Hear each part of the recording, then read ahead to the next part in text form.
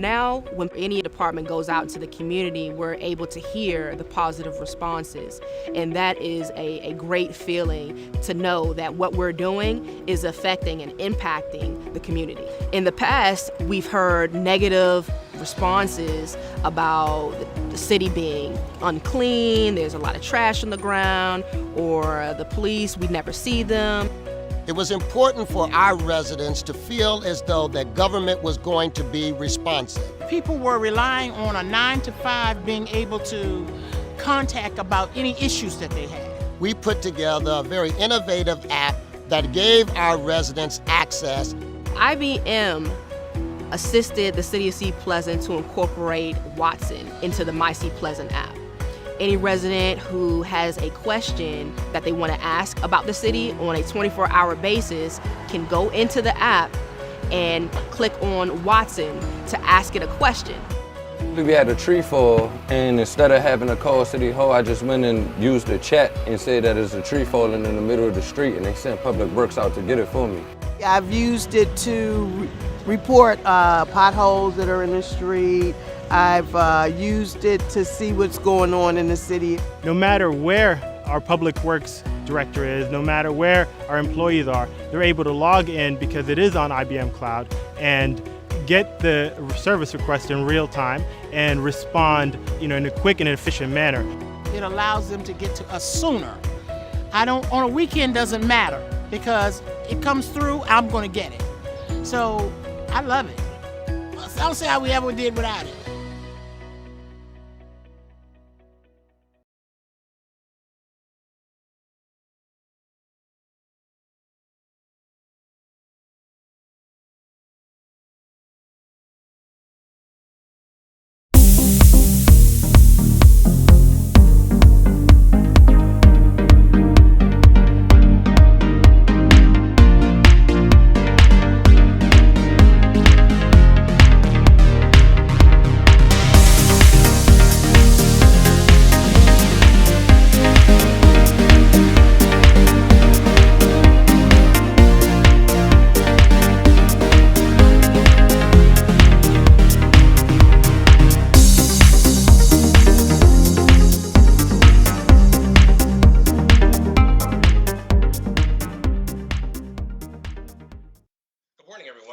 Happy Earth Day.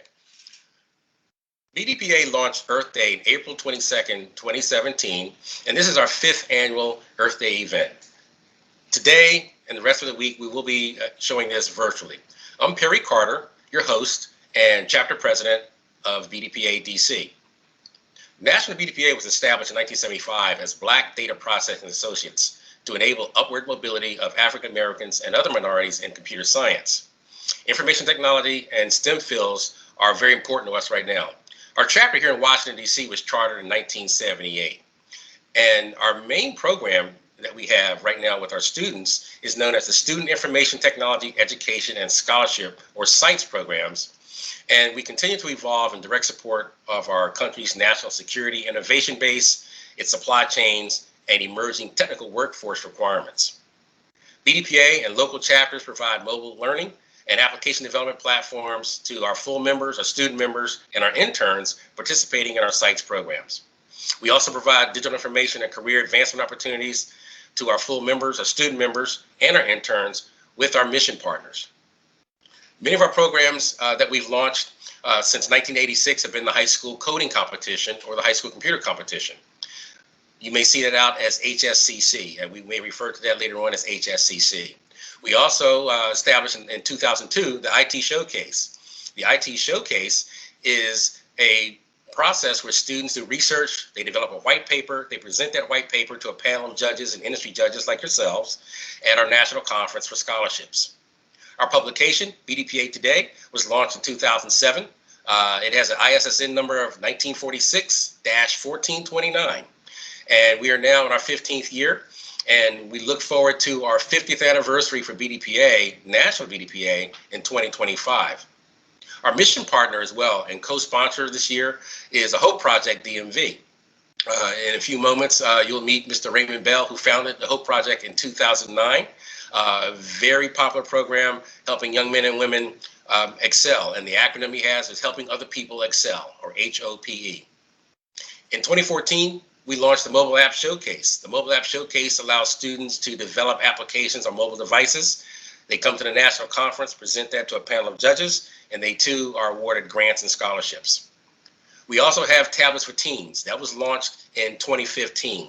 That is a program where we deliver brand new PCs to underserved communities, students, and junior ROTC units, or JROTC, so that the young men and women can participate in our mobile app showcase programs. The rest of our programs you will find on our website at bdpadc.org. Now, with us today, we will be launching our first segment of Earth Day. We have Industry Day, Media Day, and Career Day.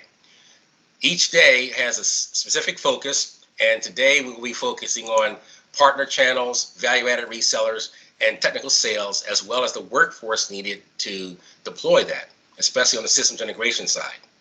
With us today, we have DC Bureau Senior Editor for BDPA today, Ms. Michelle Graham, and she will be our moderator this morning, along with Mr. Scott and Mr. Bell. Ms. Graham is a freelance technology and business reporter from Sacramento, California. She completed her MA in Journalism and Public Affairs with an investigative journalism focus in July of 2018 at American University. She acquired a BA in Journalism and a BA in Media and Information in 2016 from Michigan State University. You can find her work in Afrotech, The Plug, LifeWire, Technically DC, and the next issues of BDPA Today. Michelle, welcome. Glad to have you aboard. Thank you, Perry. I appreciate it. Glad to be a part of the event, and thank you for having me today. There we go. We got Keith coming in, Frank, Raymond. Keith, do you want to go ahead and kick us off and tell us a little bit about yourself and the work that you do? Hi, my name is Keith Scott. I'm the CEO of AltoStratus Group, an IT consulting firm specializing in IT modernization and information security. I'm a native of Baltimore and a former Air Force veteran. I spent the last 20 years in IT enterprise sales and with multiple companies. And I spent about 5 years doing IT consulting once I departed from the Air Force. My last job in the Air Force was Chief of Ops for all the IT modernization when the Air Force was transitioning from mainframe computers to client servers. So I actually ran a lab that introduced Cisco, Microsoft, and Oracle when they were startup technology companies out in the LA Air Force Station. I did about 5 years of consulting, building network operation centers around the DMV, and then got recruited into sales. And a company called Concord Communications. I was the first federal pre-sales engineer for Concord Communications, and spent about 5 years there. And we were acquired by a company called Computer Associates. Spent about 5 years at Computer Associates. Woke up and I thought I was retiring and got recruited to a company called FireEye, which is a cybersecurity company. I was employee number 72 at FireEye. I was the account executive for the intelligence community. Helped them IPO in 2013. We were the biggest IPO in 2013. 4 years at FireEye, thought I was retiring again and got recruited to a company called AppDynamics. At AppDynamics, I was the director of global alliances, working with all the large federal system integrators. We were going to be the first IPO in 2017, and 24 hours before we IPO, we got acquired by Cisco. And that was in 2017. Thought I was retiring again, and then I started doing business advisory consulting, helping small businesses get into next-gen technology innovation for their mission partners. And was crazy enough about a year and a half ago to start this company, AltoStratus Group, because folks kept calling me saying, I need your help, I need your help. So now I'm working with a lot of next-gen disruptive technology companies, helping them penetrate the federal and commercial marketplace. You have done a lot. You have an extensive resume. That is amazing. I am eager to dig into some of the work you've done deeper. Frank, do you want to go ahead and give a short introduction? Sure. Thank you, Michelle. Yeah, that's a tough act to follow there. But again, welcome. I'm so happy to be here, and I want to thank Perry for the opportunity and BDPA to have me a part of this fantastic event today. I am currently the president and CEO of Gryphon Consulting. We are a managed service provider organization based here in the Washington, D.C. area. We provide IT support services to organizations primarily with less than 250 employees. As I like to say, we want to be that one back to Pat or throat to choke, if you will, depending upon the situation. And so we're a full service IT service provider. I'm also a co-founder of the Black Channel Partner Alliance, which I'll talk a little bit more later today. And also I am an advisory board member for Women in Cloud as well. And I am the past president of the DC chapter of the International Association of Microsoft Channel Partner. And I'm really excited to be here today. I think you followed up and you did great. That was a good follow up. You have to bring that heat, huh? Keith has a lot. Ray, do you want to go ahead and give an introduction as well? Thank you all for allowing me. I'm the hugest fan in the world of Perry Carter. He can do no wrong in my eyes. So shout out to Perry for just being an awesome person. And I know these gentlemen on the call, everything they said is true. Raymond Bell, I'm the founder and CEO of H.OP.E Project. Back in 2009, I went on a personal campaign to try to end poverty in Washington, D.C.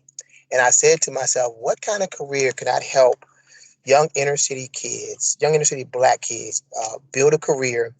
And these kids have maybe a 8th or 9th grade reading level. They're non-degreed. They need to be able to go to work within 3 to 6 months after training. They don't have four years to invest. And I also was concerned about finding a career where there were jobs available when they got finished the training and certification. So I came up with IT Help Desk. And since then, we've trained, coached, and mentored about 2,000 people and really changed the lives of 2,000 families. And my graduates work for everybody. There's not a major government contractor in a Washington metropolitan area that does not employ a H.OP.E Project graduate. I'm talking about all the big boys, the Lockheed Martins, Northrop Grummons, the CACIs, and others. We have people that are in as far away as Afghanistan. My top graduate earns almost $500,000 a year. And I'm not saying that to impress the people that are listening today, but impress upon you the opportunity that exists, even for kids who may have gotten off to a slow start with their careers or their education. So my goal and my job right now today is to speak to that young person who may be hanging on the corner, who may have only gotten a GED, or maybe a C or even a D student, but just barely got out of DC public schools, and they still want to have a good middle and upper middle class life by building a career.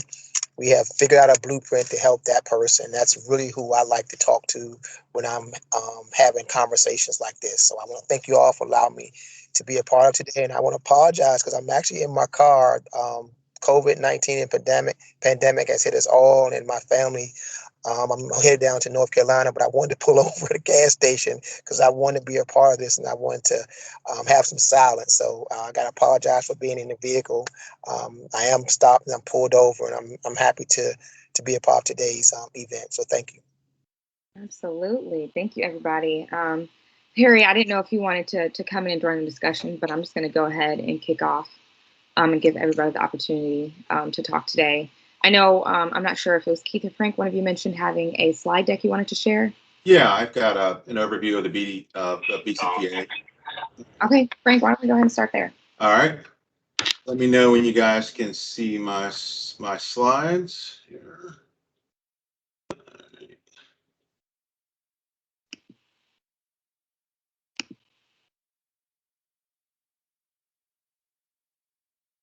Should be coming up. Let me know you guys can see it. Yes. All right. Yep. So what I'd like to do today is give you guys a little bit of an introduction into the Black Channel Partner Alliance. And this is an organization that really was formed out of the tragedy last year, the George Floyd murders. And Nyasha Tundawani and myself were having discussions prior to that about the lack of a community within the Microsoft ecosystem that was focused primarily on Black-owned tech companies. And so the overall mission of the organization really is to build high-performing, community-focused, sustainable next-gen channel partners. And again, here it's about wealth development and assisting those Black-owned tech companies in our community. Just as way of overview, oh wow, that doesn't come across very well, all the pictures there. Our leadership team are made up of other industry leaders. Lauren Anderson, Monica Weed is our newest addition. She has over 14 years of experience in assisting venture capital organizations.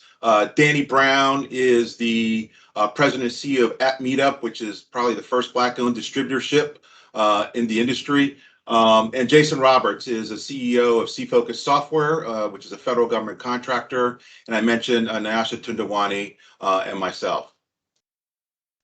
Just to give you an idea of the disparity, and you've probably, maybe some of you have never seen this, but basically it's 1/10 typical the wealth, the amount of wealth that a Black family owns. And actually, in some communities, it's even significantly worse. As a matter of fact, back on March 27th, I was watching Tiffany Cross's show, and they had the mayor of Boston on there, and they were talking about a study that was conducted back in, I think, 2015, and where they said the typical median net worth of the white household in Boston was $247,000, whereas the median wealth of the African-American household is $8,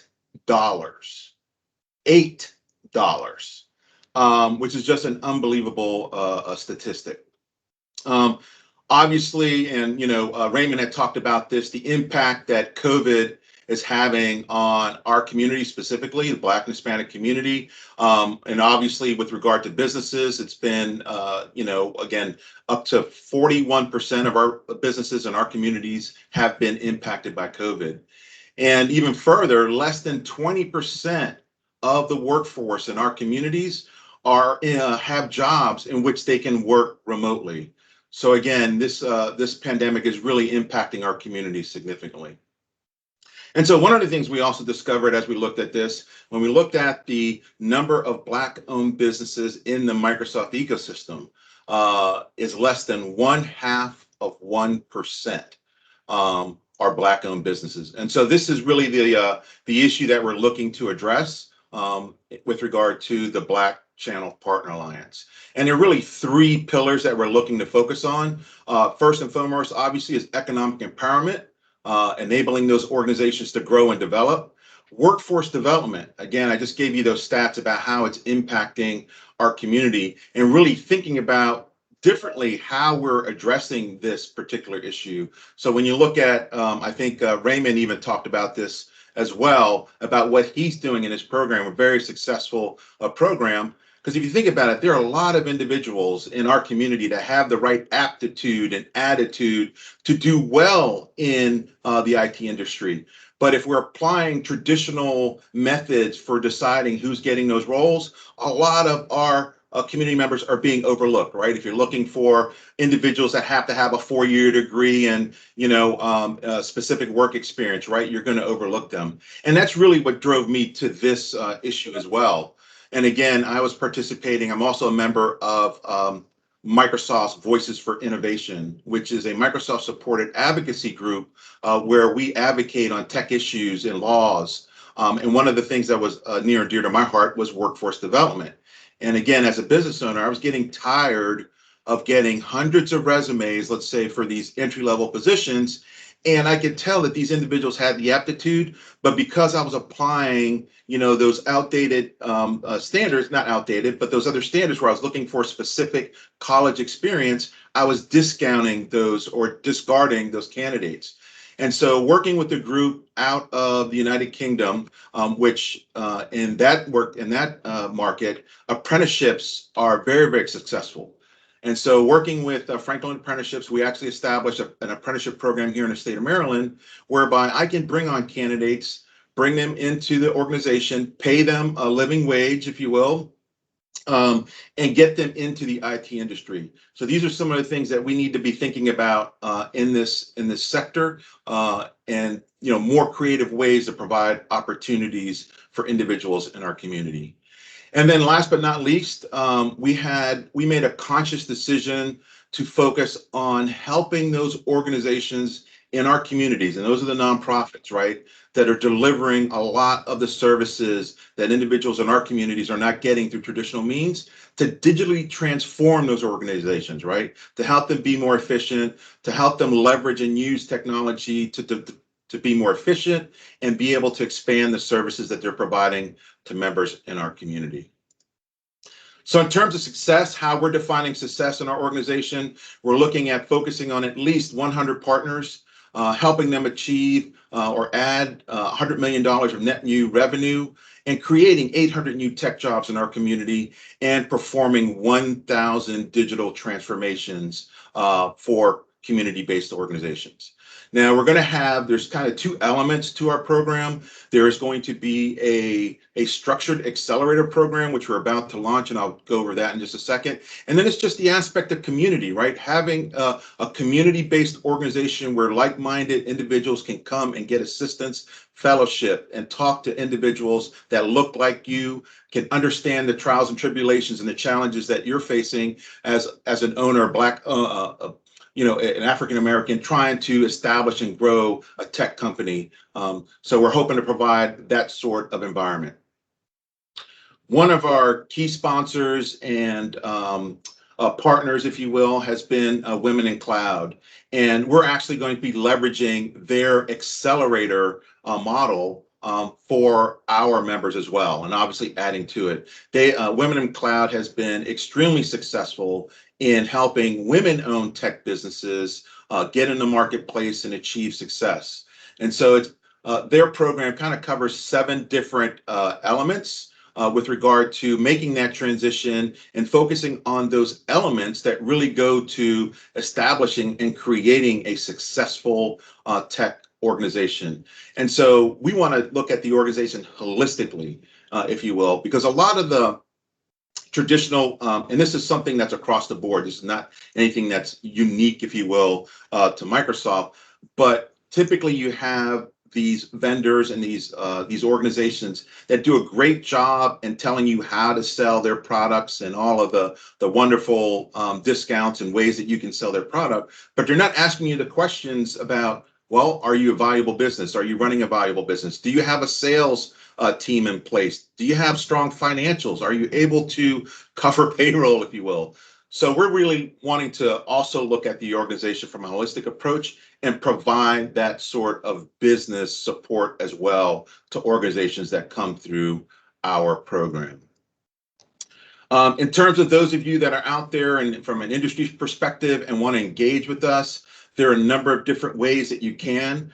For those organizations that are looking for a way to identify and work with and lean into Black-owned tech companies, we do have a plug-in inclusion strategy where we can help larger organizations with that process. We also are developing a partner directory. So if you're having issues identifying, locating Black-owned tech companies, we're going to provide a platform for that. And obviously, we're going to be showcasing our members that have very unique solutions and offering for industries as well. And then there's obviously an opportunity for those organizations that want to lean into and support and work with Black-owned companies to really providing opportunities to work together. And one of the areas that we're very excited about is an area that one of our founders and members is working on, that's Jason Walker, is the federal government pillar. We believe that that is an industry where there is lots of opportunities for Black-owned tech companies to work together. And I have to say that Microsoft has been a fantastic partner in leaning in and basically wanting to work with Black-owned tech companies. And so we're working with them to kind of develop a program and help them identify those partners that are already in the marketplace.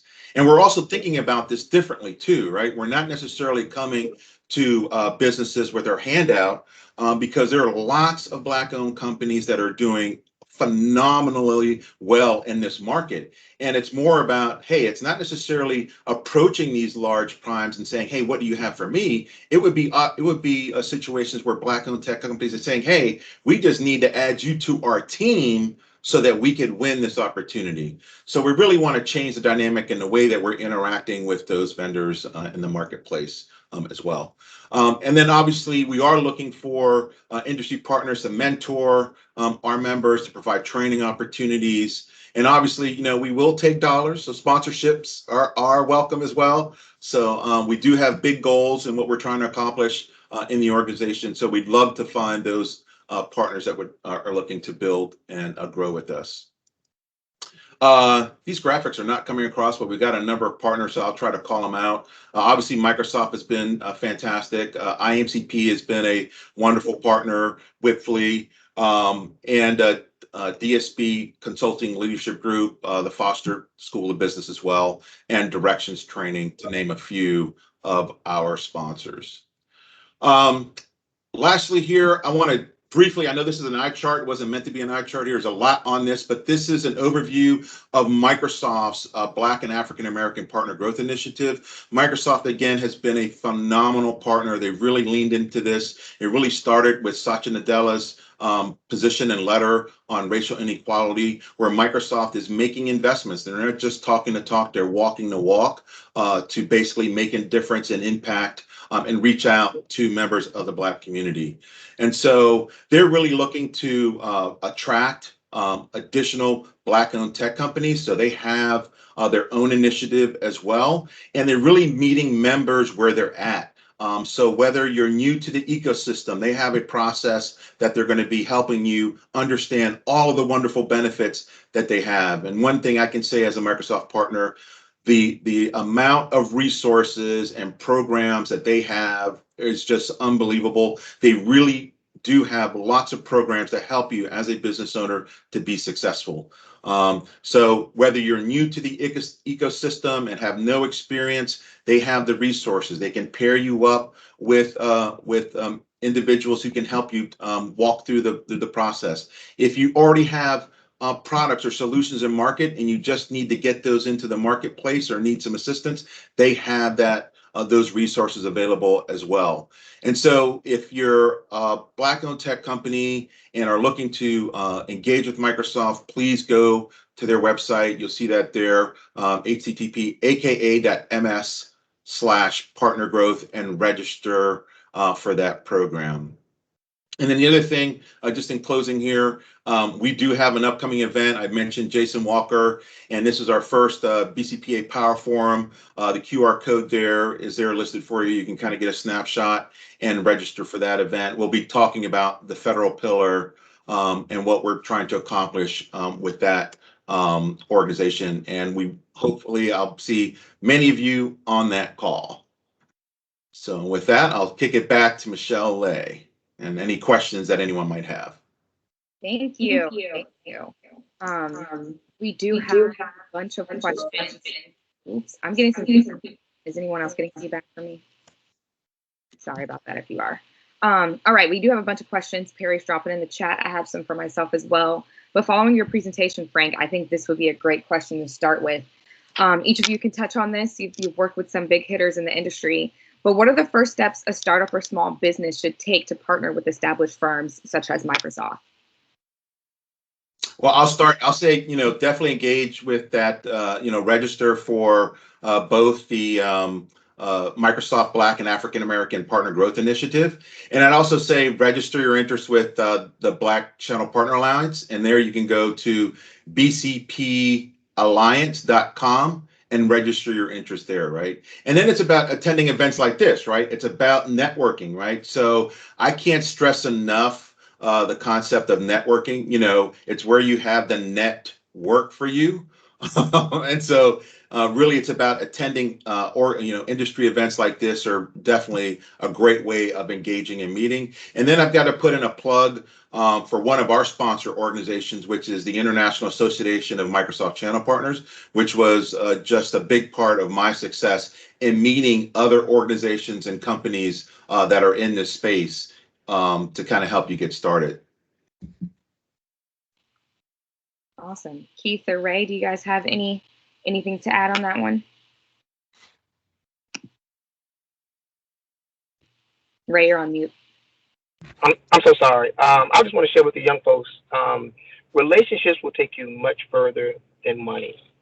So when you begin to build anything, the goal is not to chase finances, but chase relationships and partnerships. So you may have to step out of your comfort zone sometimes. That means going to meetings like the ones that Frank has already talked about and others. Find those meetup groups where other small entrepreneurs are meeting.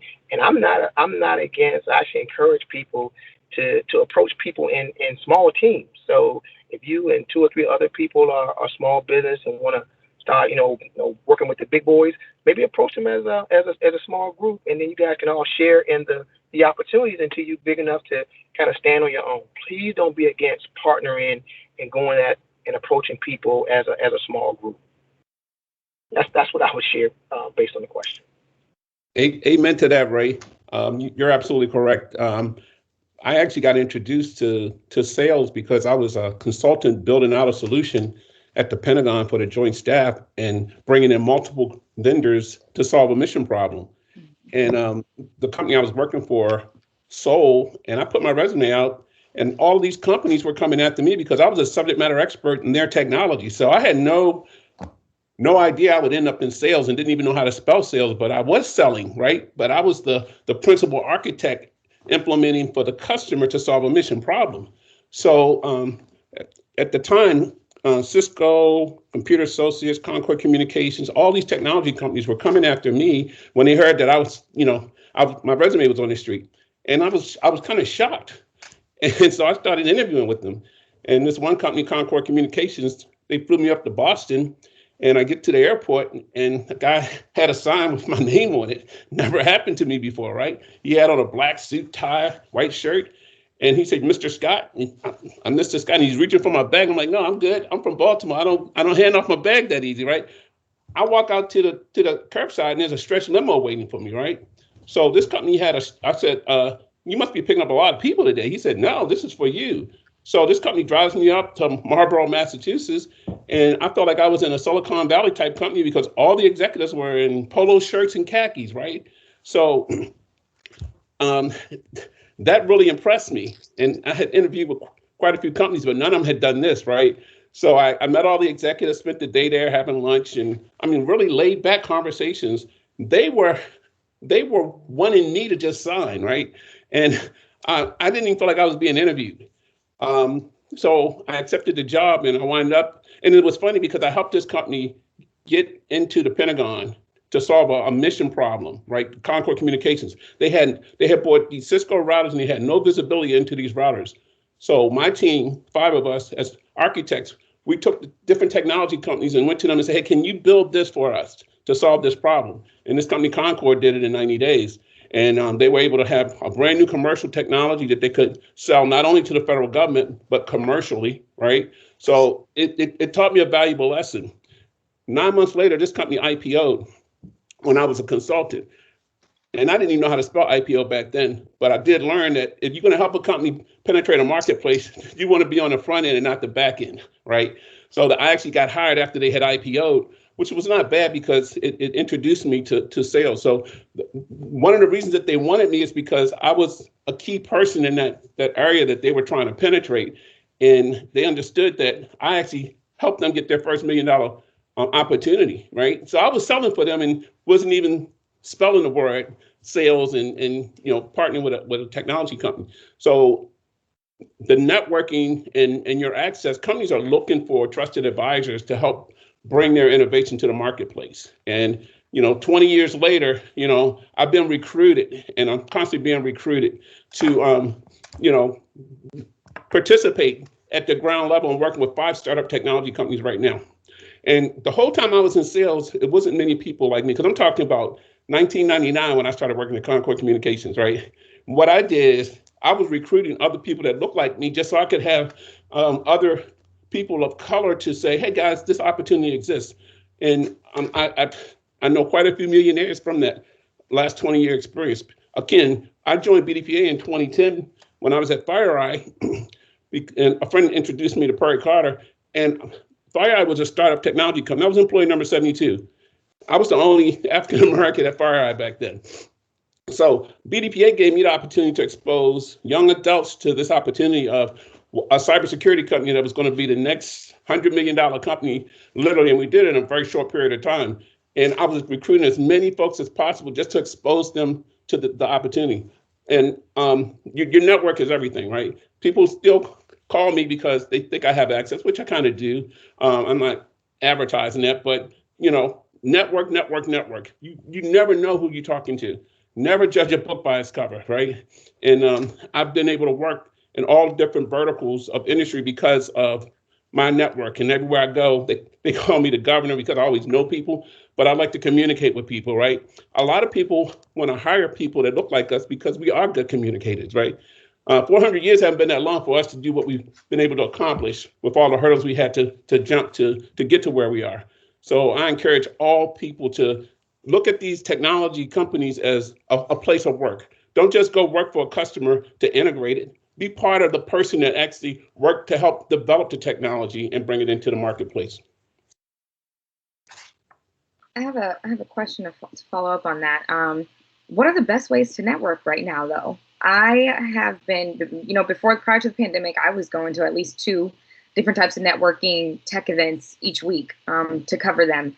And though a lot of those events have been moved online, the more time goes by, I find myself going to less online networking events. They can get daunting. Everyone's fatigued from looking at their cameras all day. Do you guys have any advice on the best ways to network right now? One way I've had some good luck networking is honestly just cold reaching out to people on LinkedIn that I find interest in or are doing great work, or I can see be a great partner in the work that I'm doing. But outside of that, I'm kind of even getting stupid with finding network events. I sometimes I just do searches on Eventbrite, like what's happening this week, and that helps sometimes. But do you guys have any tips and tricks on how to network right now, as we're all still kind of working from home, as we're working through getting over this pandemic? Yeah, I'll jump in, Michelle. I think what you said is important. I think it starts with what is your passion, and I think that has been probably one of the benefits, right?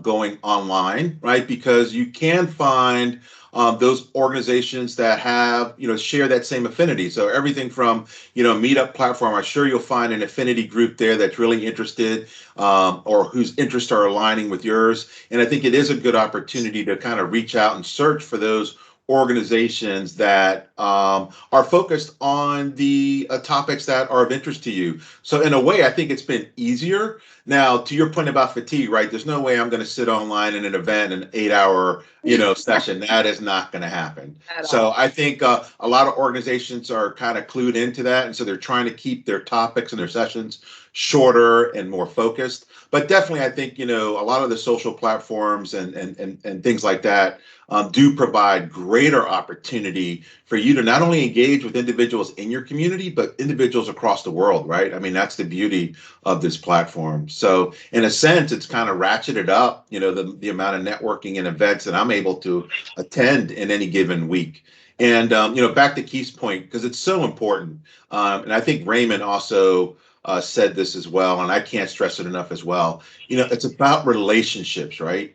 Relationships can help you get in the back door as opposed to coming in through the front door.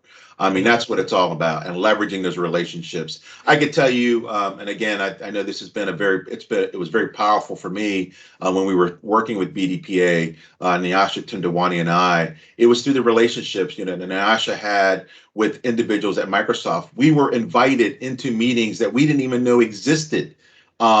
Because of relationships, right? We were like, holy cow, we didn't know this group even existed within Microsoft. And so it's about relationships and working those relationships that will definitely take you very, very far. And it starts with networking. Yeah. I'll just add something real quick to that point. Start at home. Start right there where you are. A good example, you guys have to apologize. I have to apologize in advance, but most of the stuff that I share and say in forums like this, it's a lived experience on what we've built and done at H.OP.E Project. So once the pandemic hit, I said, well, we can't have our monthly happy hour like we used to, where we all get a chance to network and find out who has the leads on the best jobs right now, or who's working collectively on like certain certifications they can let other folks join. I said, you know what, we're going to meet at least once or twice a month, and we have a webinar on some topic.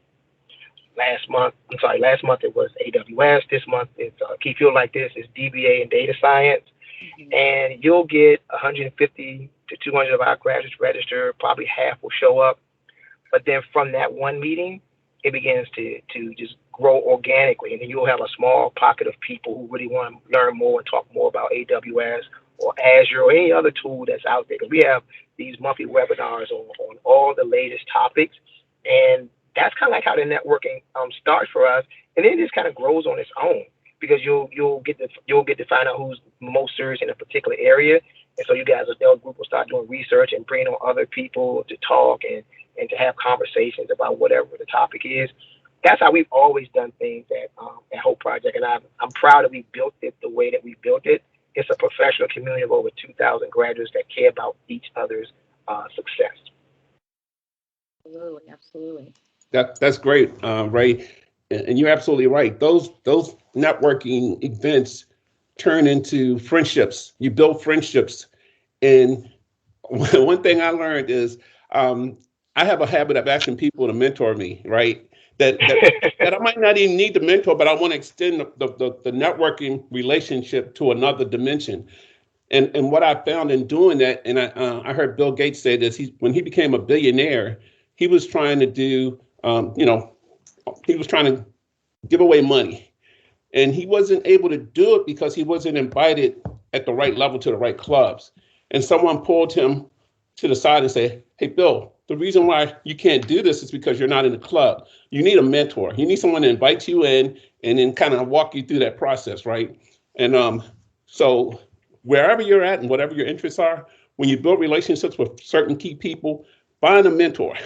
And everybody needs a mentor at every level of their career in every stage of life, right? And it doesn't hurt to have multiple mentors when you do connect with people that you have something in common with.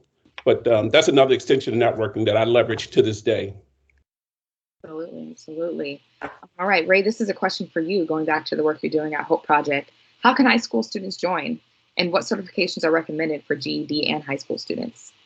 Oh, man. So first, H.OP.E Project, the best way to reach us is hopeprojectdc.org, hopeprojectdc.org.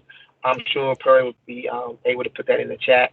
Also, H.OP.E Project Online and H.OP.E Project Training Academy. Those are the three websites. I would love for people to personally follow me on Instagram at raybelljr@gmail.com, because I'm always sharing information about the upcoming classes. Perry and I teamed up, BDPA and H.OP.E Project, and we pursued an opportunity with Microsoft, Frank. We won a $300,000 grant to train, coach, and mentor African Americans and help them get into the world of IT. The initial round, we decided, let's take a look at the HBCU community and try to identify people who would like to start a career in IT. And I was blown away by the caliber of people that were interested. I'm talking about people that already had master's degrees and they had been teaching school for the last 7 to 8 years. They want to switch.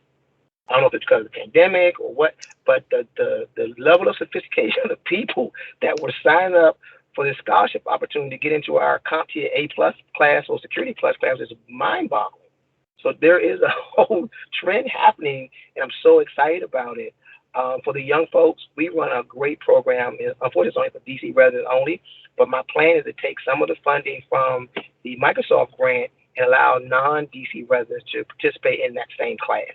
So they're going to be in a class. We're going to basically walk them through how to build a career as an entry-level IT help desk support and desktop support professional. They'll lead with a couple of certifications, but they'll also lead with a whole network of people that will be able to help them.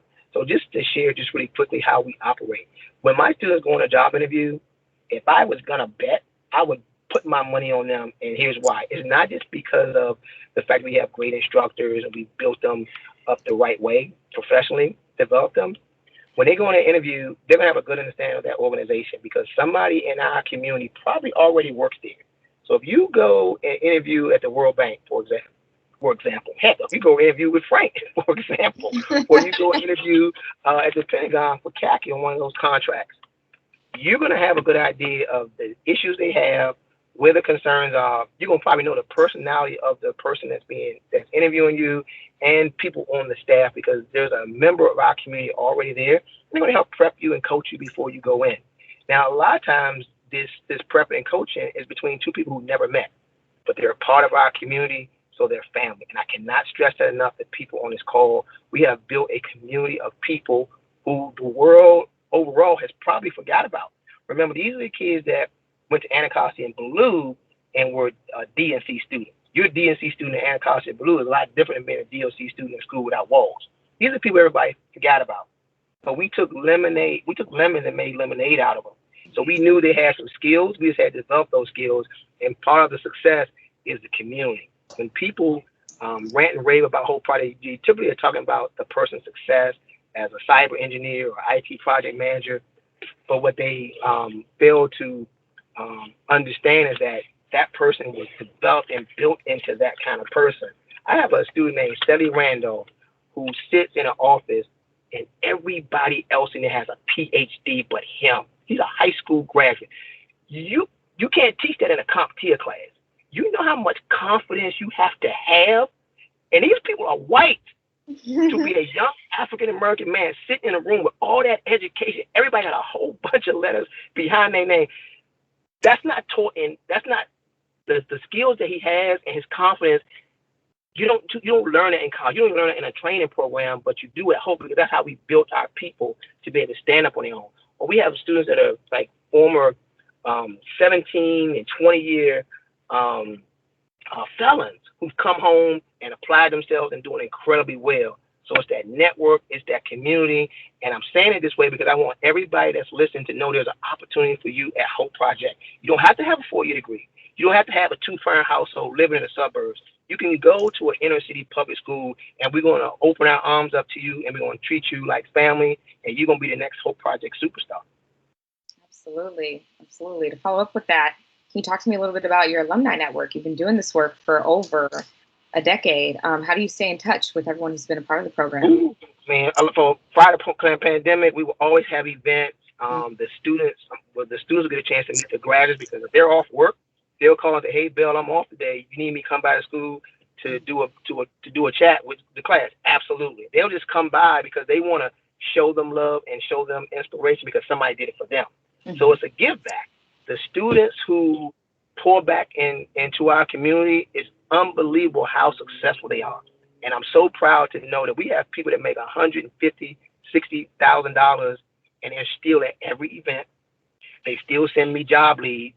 They don't need H.OP.E Project anymore. So we've coached and built people up and they understand the importance of giving back because they were that person one time. So our alumni network is basically like this. When you become a H.OP.E Project student, you get assigned a mentor. So there's 5 students to one mentor. And typically your mentor is somebody who's very similar to you. So you like playing video games, you're going to probably get a mentor who does the same kind of stuff. Or you got 2 kids and you're a female single mom, you're probably going to get connected with Mercedes or Sonia or Phyllis or Crystal, one of those kind of folks. And y'all all will meet up at Chuck E. Cheese prior to COVID, of course. And not only do you get a chance to interact with someone professionally, but also socially, and you learn from each other. That is the beauty of what we built. What we've done is so much bigger than just jobs in IT. That's just a bonus. We have built leaders that just so happen to do IT, and I'm so proud of the students who come through and made the level of sacrifice. Because I get a lot of the young men, especially where they come from, they're not taught to be kind, considerate, professional, because in a neighborhood that's weak, it will get you killed if you act that way. But they succumb to the blueprint that we've built, and they just transform into these unbelievable professionals. And before you know it, they're the superstars in the neighborhood. So there's a lot of Ray Bells running around in Washington, D.C. that are out spreading hope to other people because they walk and talking billboards of success. And that's what's needed to reach the kind of kids that we always see on TV, that are always laying on the ground with handcuffs or about to get put in a body bag because they're not seeing enough people like them that are doing well. I don't rap, I don't sing, I don't dance, but I can, at the snap of my finger, call an information session for an upcoming H.OP.E Project training, and 200 people will show up, and ain't no food and no entertainment. There's not a lot of organizations can do that, so I'm always challenging other organizations to step their game up in terms of how they help people.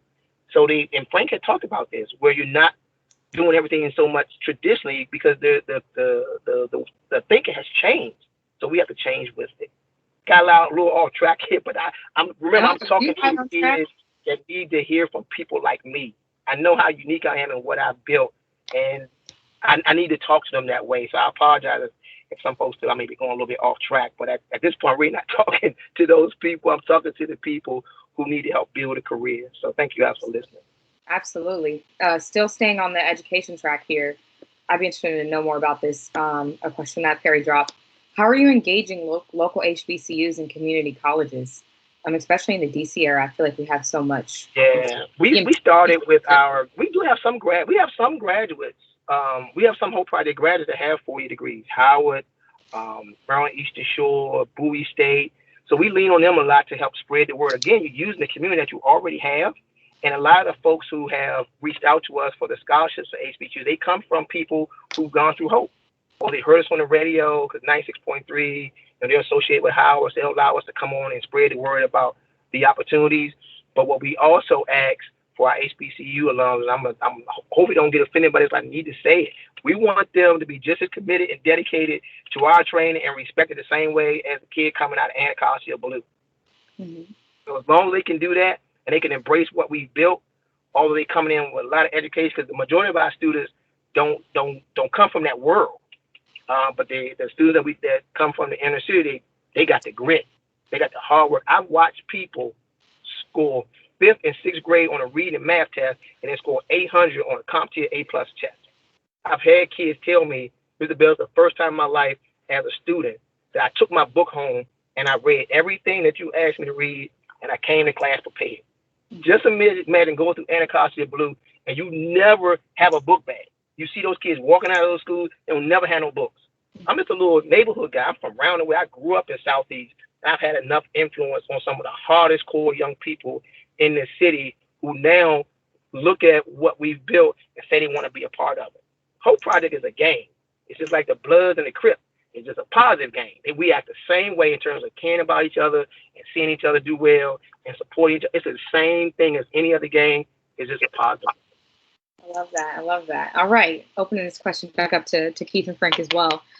How can H.OP.E., BDPA, and Bcpa, plus other organizations alike, improve industry pipelines for new apprenticeships and internships?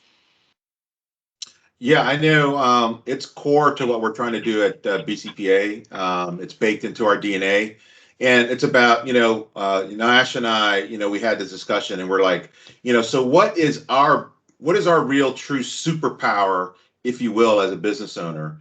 And I believe that my superpower is to create opportunities and positions for individuals in our community, right? But how do I do that? Well, I've got to create wealth. I've got to win more contracts. I've got to get more business in order to create those opportunities. So that's why we've structured BCPA in that fashion. It's a wealth creation organization, right? Because as we expand and grow, well, that's going to provide more opportunities and more roles that we open up to provide opportunities. And again, we're also looking at changing the way we're thinking about filling those positions. As I mentioned earlier, apprenticeships are just one way. Working with organizations like H.OP.E.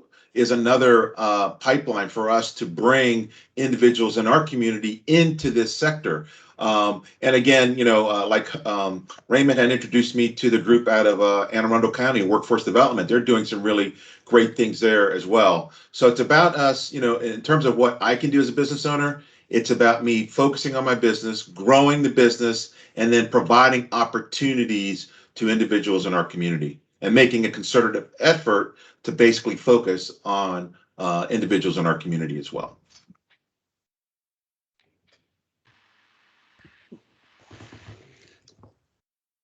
I'd like to expand on what Frank just said. BDPA, another acronym that we use, $1 billion programs available, right?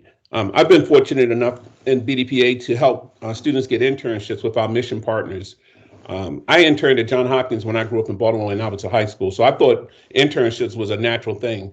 But when I got into the government, and actually I got assigned to the National Security Agency over at Fort Meade when I deployed from England just back in the 80s. And I met a lot of young people that were doing internships. And I was excited because when Baltimore City Schools, when I was in high school, everybody interned. And I went to Baltimore Polytechnic Institute, which is an engineering academic high school. So we were interning with Black & Decker and all the technology companies, but I actually interned with Hopkins. And I got deployed back here in '91 from LA, and I started helping different people get internships everywhere I went, and in the government. Both my kids interned at NSA when they were seniors in high schools. Internships get college paid for, so and it also gives young people an opportunity to work with adults that want to mentor them, right? You don't hear me talk about mentorship a lot because you don't know what you don't know until somebody grab you and take you to the side and say, hey, you know what? I see what you're doing. Let me pour some other stuff into you. And oftentimes young people like to listen to people that have done things that have, proven past performance track record. So, interns, BDPA has over 15,000 students that have graduated out of our high school computer competition, and they're doing all kind of amazing things over the past 40 plus years that BDPA has been an organization. So we have people in every business vertical you can imagine, whether it's government, commercial, every industry. BDPA has also given me access in enterprise IT sales to have exposure to all of those different business verticals around the country. Because when I go to a national BDPA event, I'm meeting people from every industry. So it helped expand in my network and get other mentors in different business verticals that I wasn't exposed to. So every student that participates with BDPA has access to just about every business vertical there is. And we use that power of networking to help young people get exposure and get on a faster track record to where they want to be and wherever their interest lay. Of course, we focus in coding, but the networking piece is just phenomenal, and it just exposes you to all the other things that you didn't know that were available, and the possibilities out there to walk into those and get access to those folks. Because a lot of our events have people like that are on this conference, right? They have a lot of different experiences that you can tap into, and we're all willing to take the call. So I encourage people to leverage your network, especially when you're thinking about Microsoft, for example, right? Microsoft, they give their training away to people. Kids can take advantage of a lot of technology vendors' certifications. They're now offering them for free because we just have a shortage of IT professionals. We have a shortage of cybersecurity professionals. So companies want you to be certified in their technology because you're already the trusted advisor interfacing with their customer base, right? So H.OP.E Project, BDPA, Bcpa, these are organizations that just give you another level of access to network and to things that may be of interest to you.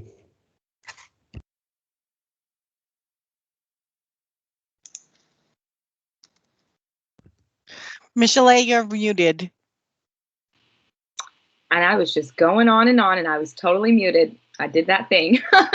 Sorry about that. I want to skip to a question from an attendee. It kind of just touched on what Keith was talking about with getting ready for technical interviews and things. But what type of trainings does your organization provide to build up technical assessment skills? And if your organization doesn't do that, does anyone have any advice on how to build up those technical assessment skills? Any free resources, especially for Black IT professionals?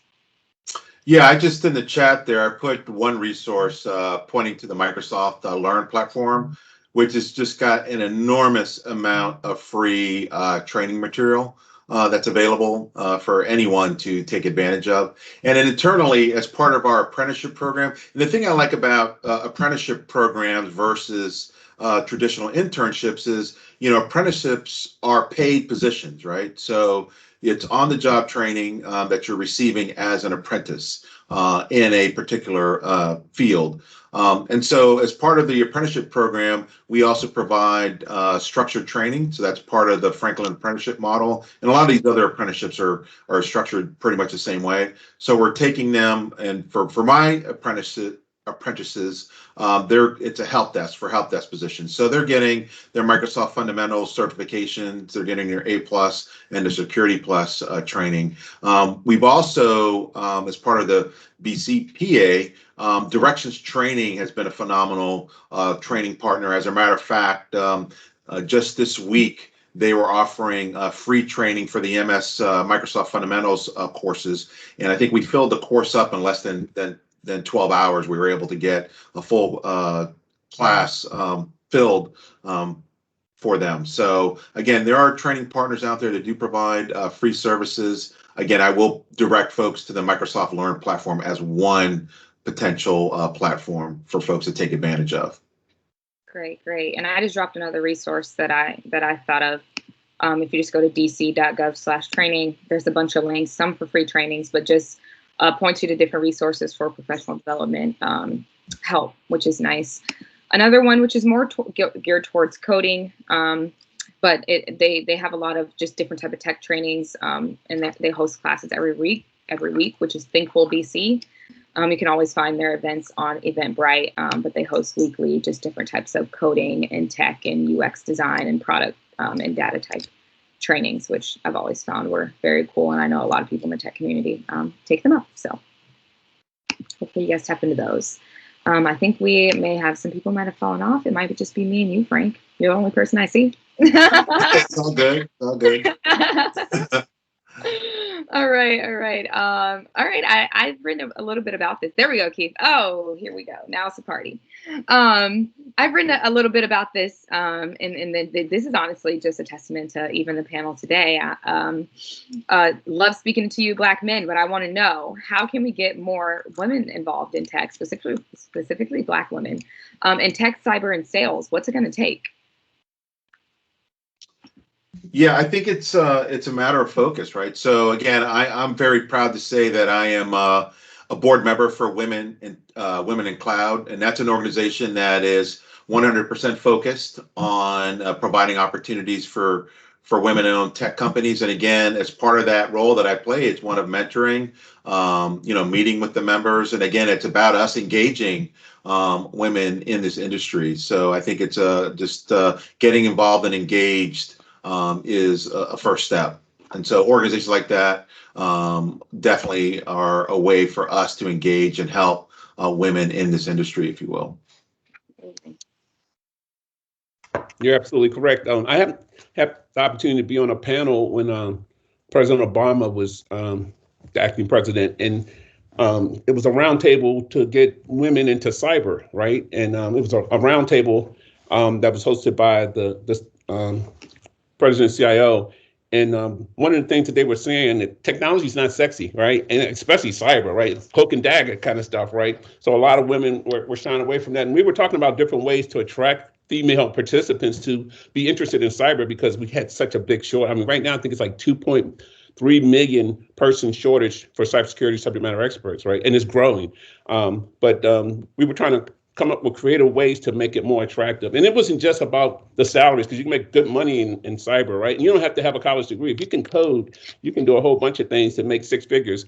And a lot of people just don't know that. But yeah, making it more, appealing to women is a big challenge. I think the industry has that problem, but I think that problem is being addressed in some different verticals. Perry can probably speak more on that. Yeah, Keith, thanks. I was sharing earlier with the team, and I know Sandy, who's our producer for this great event, we were touching on how BDPA have been working and trying to get more women involved pretty much since its inception. And our high school computer competition teams, we won 2 national titles in coding within the last 5 years. And the co-captains and the team leads were women.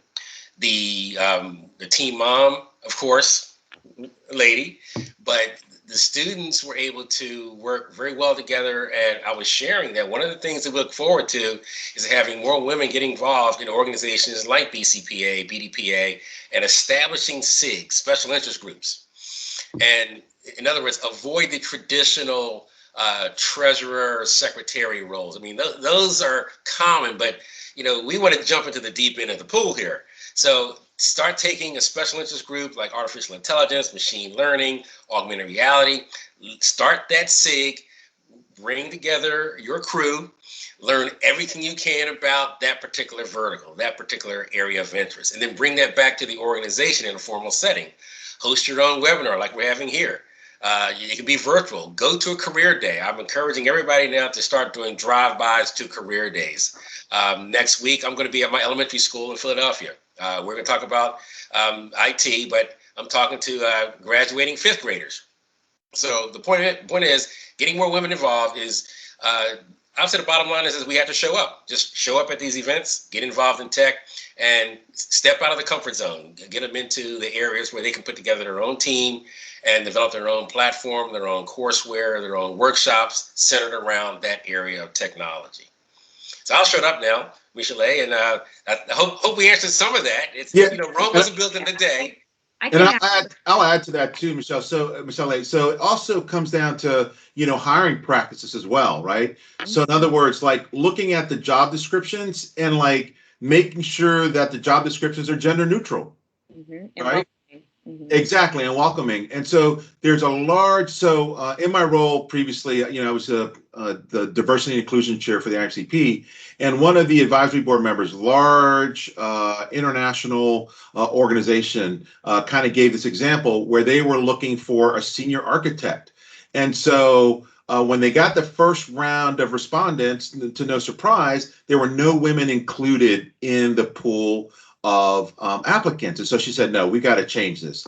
So they went through, they made the posting gender neutral, and then they posted the job opportunity on websites that are visited by women. So, sites like Blacks in Tech, Black Women Talk Tech. And what they found is once they did that, then they got, I think it was like 10 or 15 women that applied for this position. And then the other thing that they did is they, for the hiring managers, is they sanitize the resumes, right? So kind of remove the gender, anything that kind of indicated the gender of the candidate for that position. And as it ended up, they had for the final, for the top three, 2 of the top 3 candidates were women, and that position was eventually awarded to a woman. So I think there's some things, we need to do in corporate America to kind of level the playing field, if you will, and be purposeful with regard to trying to attract and bring women into this field as well. Absolutely. I dropped a story in the chat that I actually just wrote last month about why we need more women working in cybersecurity.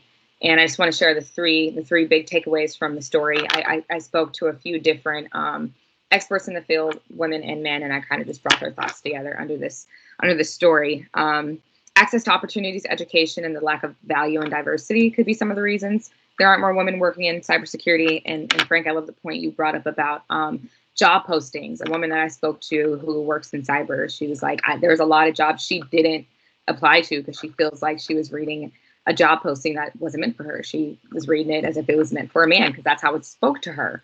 And so she said it wasn't welcoming for a lot of women looking to break into the field despite all of the, certifications and background she had and expertise that she had. Another thing that I found was while women only make up roughly a quarter of the cybersecurity workforce, they are being promoted to leadership roles at a quicker rate compared to men because they're smart, they're qualified, yet they're not getting these jobs. So they're not working at these companies. And one more thing that I found is a lot of women in the industry, in the cybersecurity industry, want to see more cybersecurity conferences and STEM programs specifically focused on women, just to give them that safe space to work with other women and see other people in a higher level in the industry that they can learn from, which goes back to mentorship. See how this all comes full circle? I like it. But yeah, those are some 3 big takeaways that I found when it came to women in the cybersecurity industry. Excellent. And also, we have to do some more research on this, but I believe of all the social media platforms, Pinterest is favored by women more than any other. But I need somebody to verify that. I don't want to put anything. We like to make our boards. We like to make our boards, and every time we get a new idea, just everything's already on board. So to that end, we took the initiative. We have over 4,000 pins on Pinterest. So I dropped the link into our chat. But when you look at it, we've covered almost everything we did. And that's probably one of the more widely used platforms that we have in BDPA today. I think right now we're nearing almost 6,000 viewers on a monthly visitorship. So yes, so we'll try to do everything to work with all communities. Our mission is pretty much hasn't changed since 1975, and that's just to provide awareness into underserved communities and underserved demographics. This is so interesting. I am looking at BDPA's Pinterest now, which I haven't seen before, and yeah, a lot of pin activity. This is great. Ma'am. There will be more. There will be more. That is great. Okay, kind of switching gears a little bit. I like this question. I feel like we can go on about it forever. Perry, you dropped it in the chat. But is right now a good time to launch a startup? And if not, when is the perfect time? Especially if you're a startup that's looking to work with other organizations, as we've been discussing today. I believe that anytime you have a disruptive way of thinking or doing something that can better people's lives, it's a time to start a startup, right? And I'm finding that I kind of mentioned that I have about 5 technology startups that I'm working with, and each of them are trying to differentiate themselves. So I think, and then I just joined the 10K project. I don't know if you guys heard of the 10K project, but please go Google them. And I've been listening to, it's an African American community of folks investing in Black businesses. And oftentimes people think when you invest in a Black community, you're investing in Black business, but that's not the case. But the 10K project is actually ensuring that Black people invest in Black businesses in a different way. And they're doing crowdfunding, and they have all these subject matter experts from VCs to entrepreneurs that have startups that are looking for funding. And I just joined it a couple of weeks ago, and I've been amazed about the different innovation of all different types. And it's not just based on technology. It could be any type of business, but people that are Black-owned businesses that are doing some amazing things. I just listened to a pitch on a guy that started a company called Audios, and he actually invented a way for speakers, for DJs to communicate with no wires, right? And he's doing it at a whole different level. And it's a young brother that actually developed the technology from working with H.P.E. and others, where he made them hundreds of millions of dollars for some things that he was working on, and it gave him a $2,000 bonus check. And he's like, wait a minute, they're taking my ideas. He went out to Silicon Valley and started farming his ideas and started his company Audios. Look him up on the 10K project. But he's doing some phenomenal things. So I think there's a lot of good ways to start a company. Again, you need to network to get the support that you need, find a mentor. And oftentimes you can find mentors that have done things similar, even if they're not in the business vertical that you have an interest in to start something. The network can get you to the right folks, right? The VCs, the people that could teach you about things that you don't know about business and starting a business. But I think any time is a good time for a startup if you have any kind of disruptive thought that can turn into revenue. Oftentimes you don't know that until you get into a network of people that can say, oh yeah, this is a great idea. Let me introduce you to someone that can help you and put those pieces together. Amazing. Anybody else have anything to add to that? Yeah, no, I think just to follow up, I think Keith is dead on. Again, I'll make reference to the Microsoft Black and African American Partner Growth Initiative. That's part of what they're trying to do there. They've set aside funding to help startups, if you will. So yeah, I think also, it's about solutions to problems. If you've got a solution to a problem, like Keith said, I think that's always a good time to get started. And, I'd also say you got to be passionate about it, right? You got to love it because it's going to be a lot of work. But I think there's never a bad time to kind of start a startup, in my opinion. Absolutely. Absolutely. Anything you want to add to that, Perry? Oh, I agree. Timing is always when you're ready and when you're passionate about it. It's some people call it seize the day, seize the moment. But yes, I would say the time to do it is when you can seize that opportunity, and it has to feel right for you or your team. Absolutely. All right, so we pretty much ran through all the questions in the chat, but I had some that I wanted to ask all the panelists today and tomorrow, so we can move into a few of those. The first question, which I just wrote about this recently. I would love to know, Keith, Frank, Perry, if you would like to comment on this. But what is your vision of a smart city, and what are they and what are they not? That's something I wish I would have explored more in my article. Is what are they not? What are your visions of a smart city? What is a smart city? Let's start there. What is it? There's so many definitions. Mr. Scott, you can launch this one for us. Well, let's talk about the Internet of Things.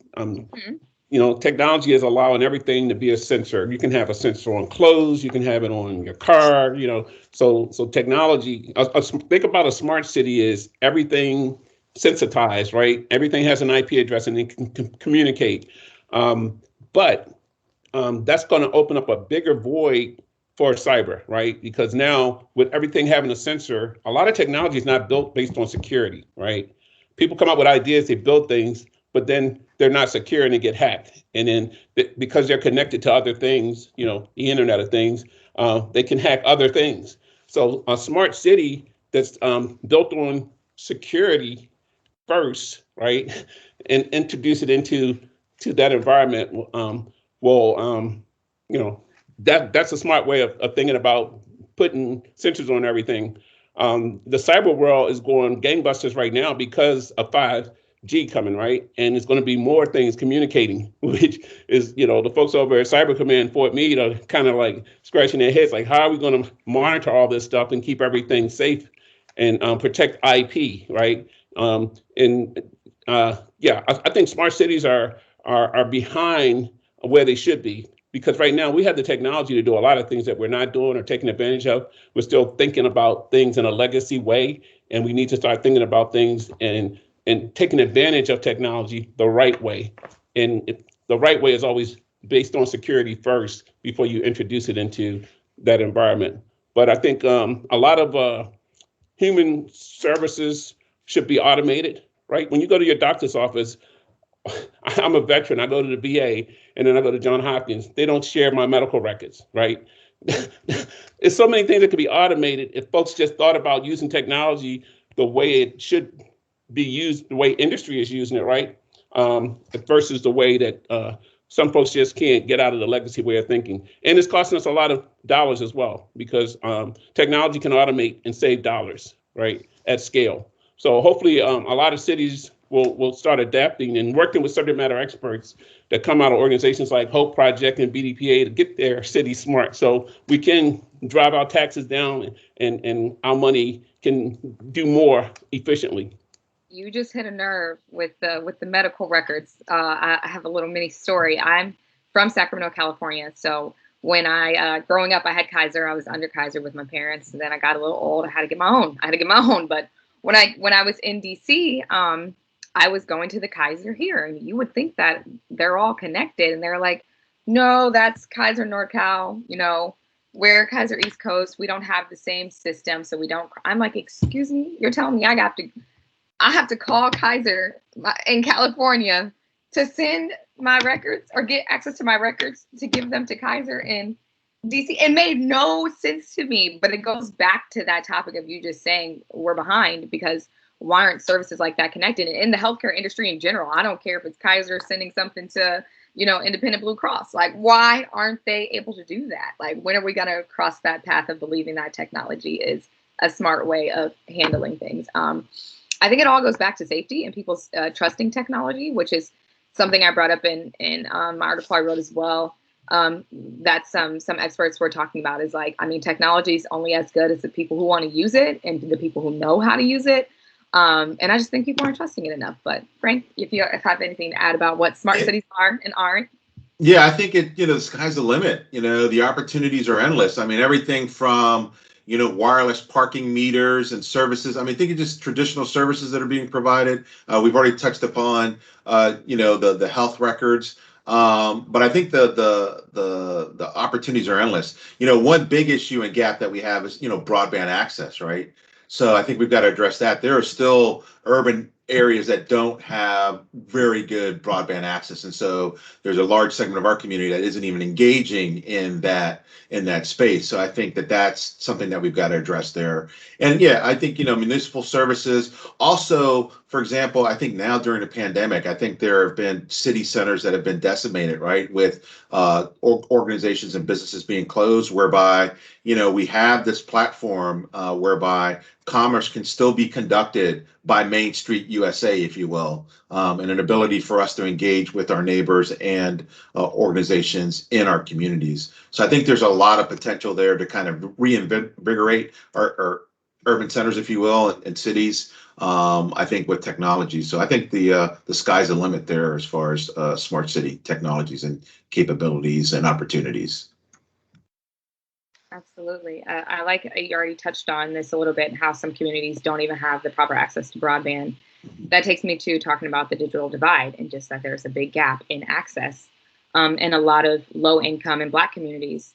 Do you anticipate another digital divide is on the rise as cities invest more in these smart city initiatives to become more technologically advanced? Do you think the gap is going to widen?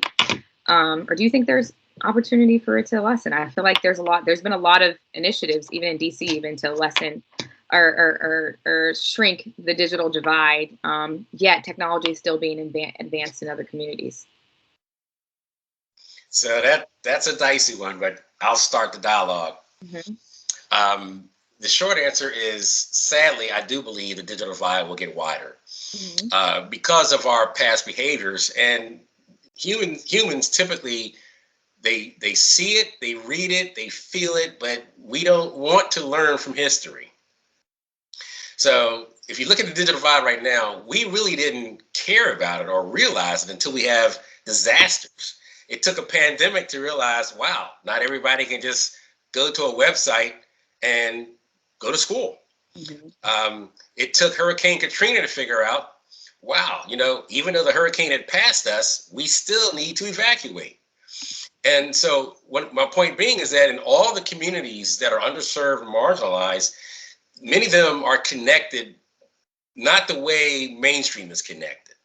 And as a result, you have news deserts. So, and the same result has created the medical deserts you just talked about, the health deserts, the food deserts, the news desert. Every desert that you can come up with probably can tie itself back to a divide in some semblance of technology. Now, fast forward.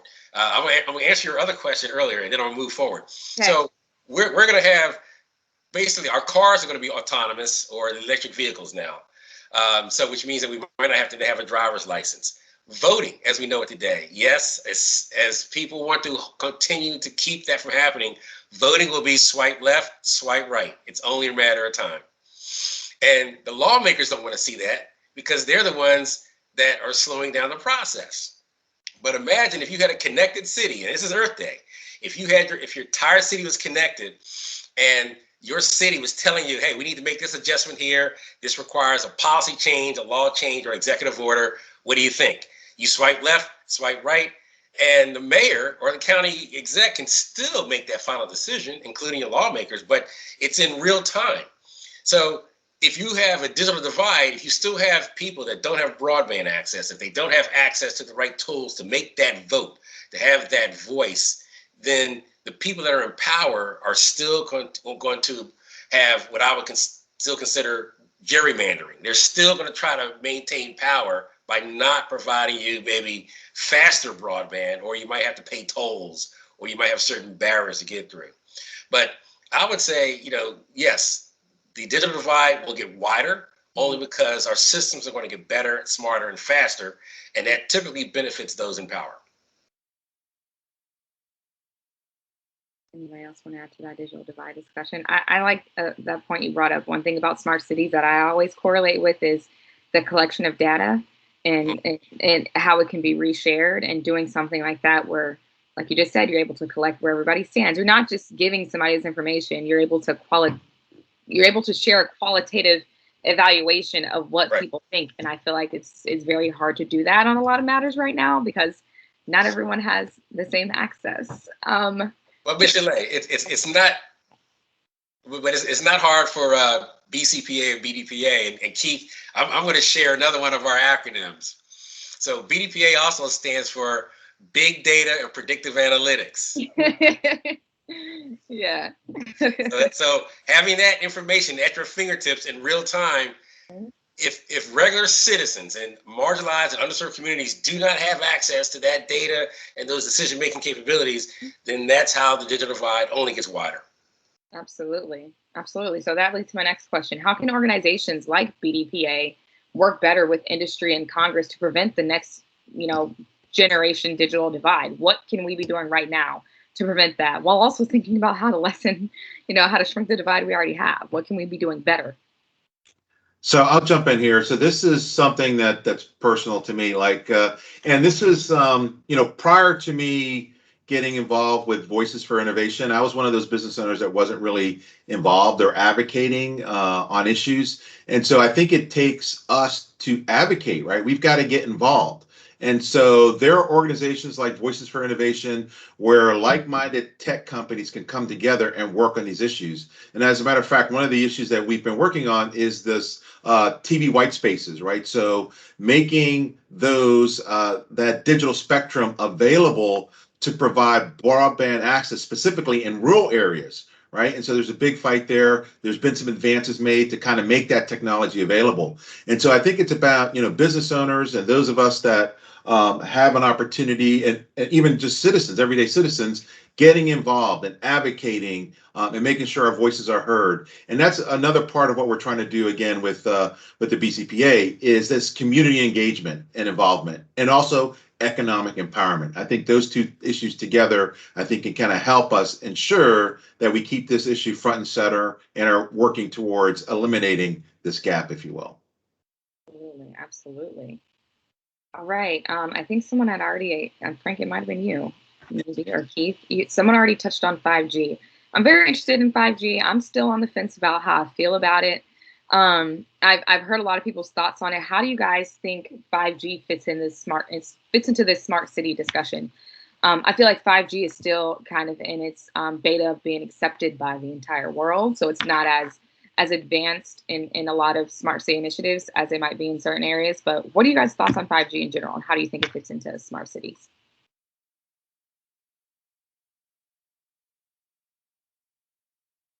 Oh, well, one of the things I would recommend, I know this is a plug for tomorrow, but we have one of our speakers tomorrow is Ms. Barbara Hoffman, one of our executive vice presidents, Samsung USA, who's one of our mission partners. But the technology, the new technology, basically it's going to require new skill sets, training, and it goes back to your earlier question about government, because you still have pushback. We still have many myths out there that new technology is going to cause brain cancer. Having new technologies in your neighborhood, we have to dig up more yards and put more cable down, because even in a wireless setting, you still have to have connectivity, on Earth.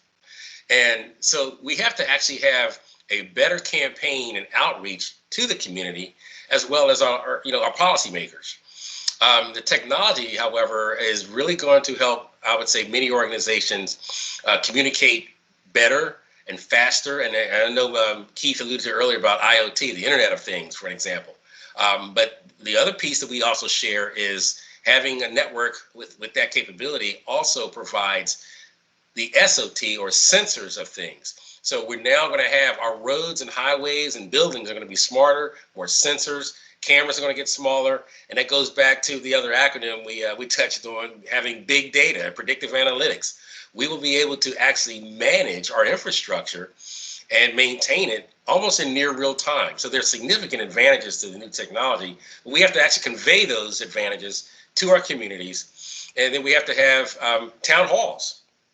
So every time we introduce something new to the community, you have to have those town halls and get the people involved in the decision-making process. But we have to pretty much, at the end of the day, any new technology we roll out, the WIFM acronym comes to mind. What's in it for me? Mm-hmm. So we have to share that. And I know Keith touched on, somebody has to sell it. We need resellers. Somebody has to maintain it. And then there's going to be laws around that. So there's a lot, I would say, moving forward. But I'm definitely excited about having that conversation, even continuing to our sessions tomorrow as well. Every year, we come together here, marvel at the view, and strengthen our resolve to preserve it. This year, we arrive again. Our ambitions are bigger because our obligations are too large to measure, and our opportunities too substantial to squander. At Microsoft, we bring unparalleled sustainability commitments to over 33 million square feet of real estate around the world, creating modern workplaces where nature is the building block of our designs. Because thinking sustainably, building sustainably, living sustainably, and working sustainably is in our nature. So this year, let's commit ourselves to making Earth Day every day.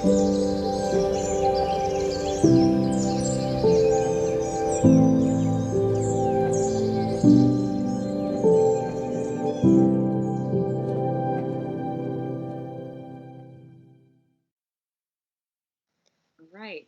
Those are all the main questions I had, unless we have some ending thoughts. Perry, do you have anything else you want to add to today's discussion? Well, I'll provide closing remarks, but Keith or Frank, you guys have anything you want to close out for today? By all means, please share. Yeah, I just want to say thank you for having me.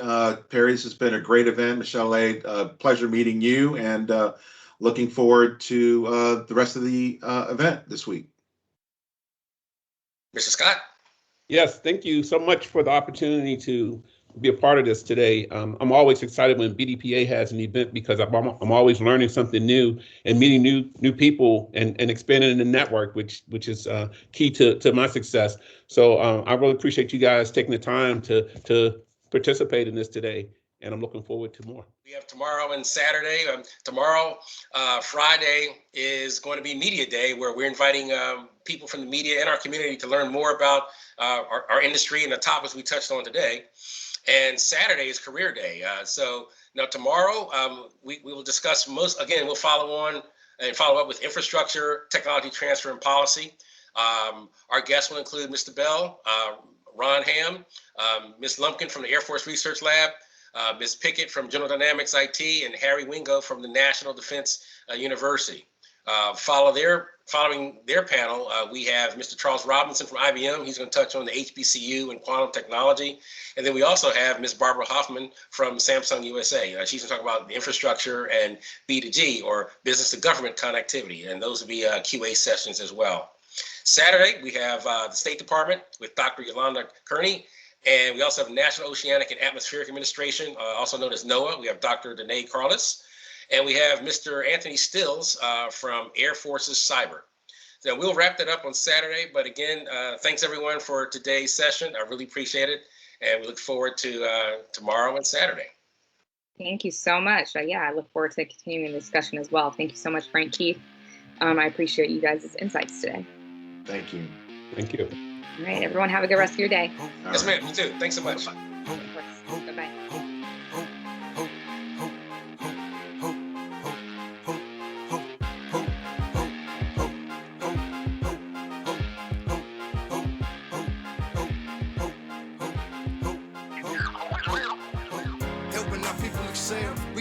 Options and a hand out of hell, keep them out of jail. We giving them hope, we giving them hope, we giving them hope, we giving them hope. The Hope Project, helping our people excel. We giving them options and a hand out of hell, keep them out of jail. We giving them hope, we giving them hope, we giving them hope, we giving them hope. The Hope Project. Hopefully y'all can achieve everything you believe and succeed and go past all your enemies. Leave them living in the past while you blast past them. Get this education, homie, that'll smash them. Information technology that'll help you succeed in this economy. Now follow me, Ray Bell in the Hope Project. The Harvard of the hood, putting out rookie prospects. 40 a year, that's guaranteed money. Pass this up the track, man, you's a dummy. Funny how you brothers get funny style, but I'm laughing all the way to the bank, so who's funny now? Helping our people excel, we giving them options and a hand out of hell, keep them out of jail. We giving them hope, we giving them hope, we giving them hope, we giving them hope. The Hope Project, helping our people excel, we giving them options and a hand out of hell, keep them out of jail. We giving them hope, we giving them hope, we giving them hope, we giving them hope. The Hope Project, I'm working on the Thomas Short Award, IT Tech of the Year. I can see my future clear. No more standing on the corner selling coke, sipping beer. I graduated, I'm here, my fake friends disappeared. Come here, let me put this bug in your ear and tell you how to get down with this right here. Attend the seminar, it's free. $2 for the bus, dog, a slight fee. 500 words on why we should choose you. And if they choose you, you know what you do. Follow Marcus Powell, he laid the groundwork. Only 20 stopping hard, made the ground hurt. Helping our people excel, we giving them options and a hand out of hell, keep them out of jail. We giving them hope, we giving them hope, we giving them hope, we giving them hope. The Hope Project, helping our people excel. We giving them options and a hand out of hell, keep them out of jail. We giving them hope, we giving them hope, we giving them hope, we giving them hope. The Hope Project started in the farms of 4 kids. Now Fortune 500 companies calling and putting in bids. 100% of the class getting checks. 100% of the class get respect back. 100% of the class made it past, riding fast, doing it our own way on to the next level. IT help desk, 50 stacks of year, legit racks. What y'all expect? Shout out to my man Marcus Powell, Phyllis, Jasmine, Tish, The Real, Sonya, man, y'all doing it big, man. R.I.P. to the brother Thomas Short. Hope it's real, y'all. Helping our people excel. We giving them options and a hand out of hell, keep them out of jail. We giving them hope, we giving them hope, we giving them hope, we giving them hope. The Hope Project. Helping our people excel. We giving them options and a hand out of hell. Hey dog, when I got this program, I'm telling you right now, dog, I was homeless. I was out here, cuz.